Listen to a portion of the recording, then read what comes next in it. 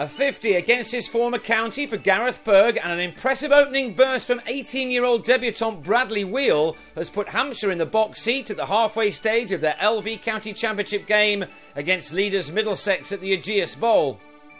The home team lost Sean Ervine to the 9th ball of the day, one which didn't start until 2:15 because of morning rain. Toby Rowland-Jones with his first wicket of the match as the batsman went too far across his stumps.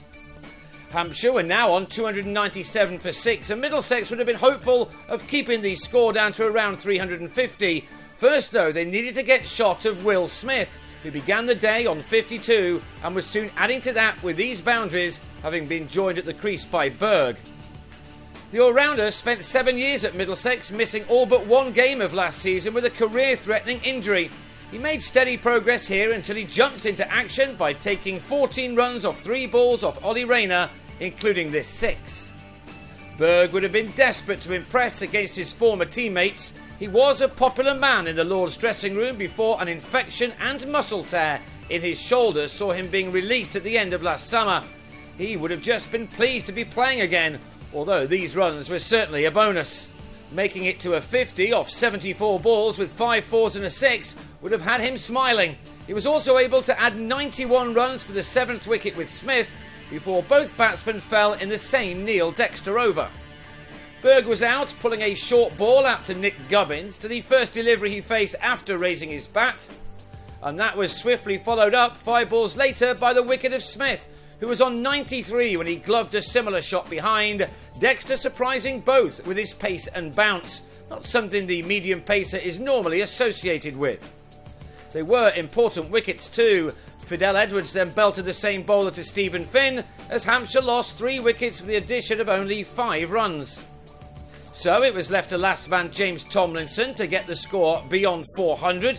He hit Rayner for this maximum before he too fell to Dexter. Rowland-Jones with the catch in the deep as the bowler followed up his 4-foot in the win at Sussex last week with figures of 5 for 64, which gave the former captain just the 3rd 5-wicket haul of his career.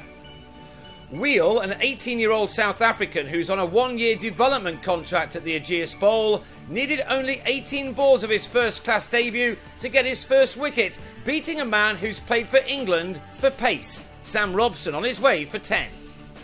Middlesex lost their other opener Gubbins to Fidel Edwards, who won an LBW to leave the championship leaders on 33 for 2.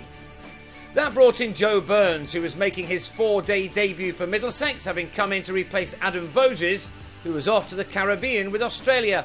It was Australia versus the West Indies here, Burns winning his battle against Edwards with these couple of early boundaries.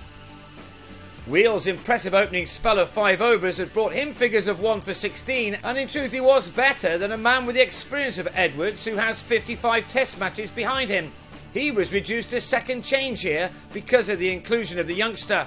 Nick Compton made the most of any hittable deliveries from Edwards.